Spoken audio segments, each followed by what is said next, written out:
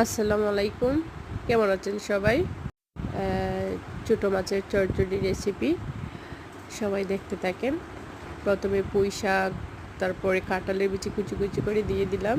তারপর দিয়ে দিলাম ছোটো মাছ, মরিচ, দিয়ে দিলাম একটু হলুদ গুঁড়ো, দিয়ে দিলাম একটু ধনিয়া গুঁড়ো, তারপরে দিব সামান্য পরিমাণে লবণ, তারপরে দিয়ে দিলাম পরিমাণ মতো তেল, তারপরে হাত দিয়ে ভালোভাবে ম্যাশ করে নিলাম, মাখিয়ে নিলাম।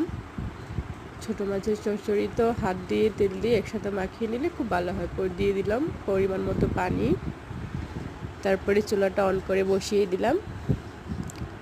এখন আমার তরকারিটা সম্পূর্ণভাবে রান্না হয়ে গেল। এই যে দেখেন, অনেক সুন্দর কালার আসলো। এটা খেতে কিন্তু অনেক দারুণ মজা লাগে।